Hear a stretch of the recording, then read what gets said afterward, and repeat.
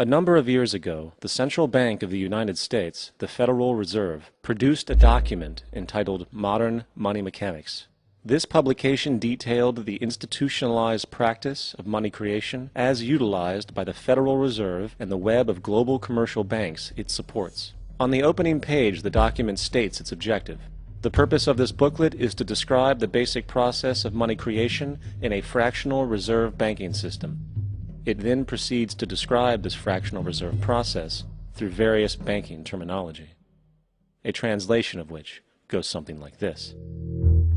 The United States government decides it needs some money, so it calls up the Federal Reserve and requests, say, $10 billion. The Fed replies, saying, sure, we'll buy $10 billion in government bonds from you.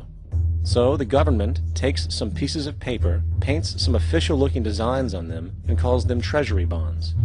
Then it puts a value on these bonds to the sum of $10 billion and sends them over to the Fed.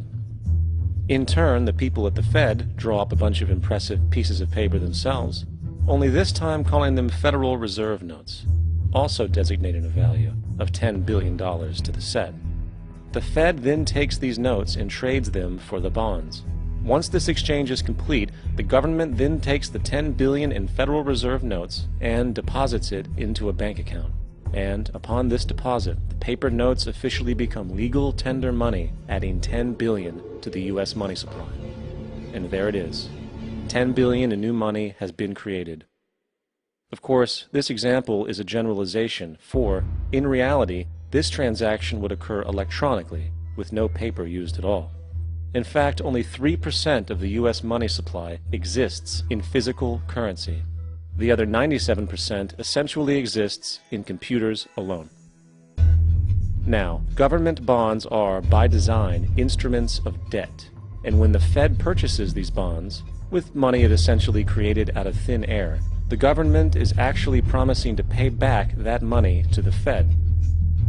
In other words, the money was created out of debt. This mind-numbing paradox of how money or value can be created out of debt or a liability will become more clear as we further this exercise.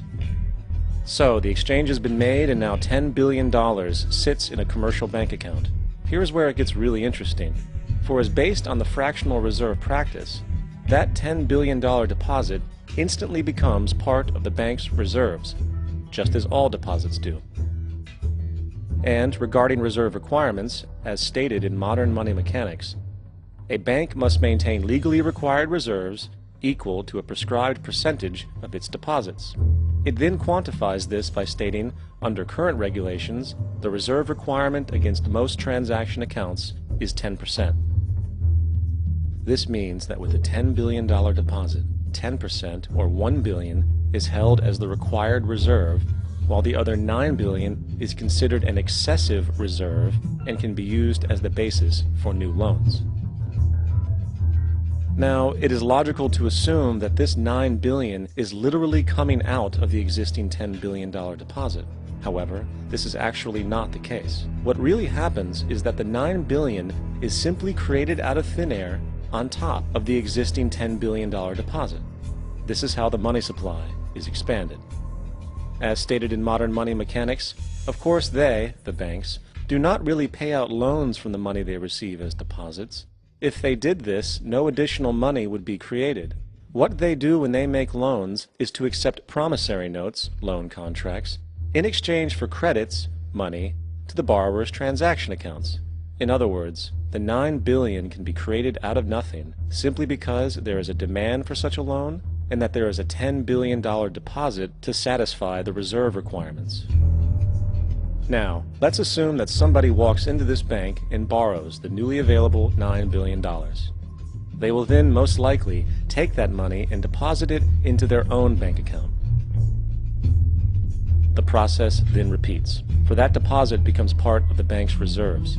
10% is isolated, and in turn 90% of the $9 billion, or $8.1 billion, is now available as newly created money for more loans.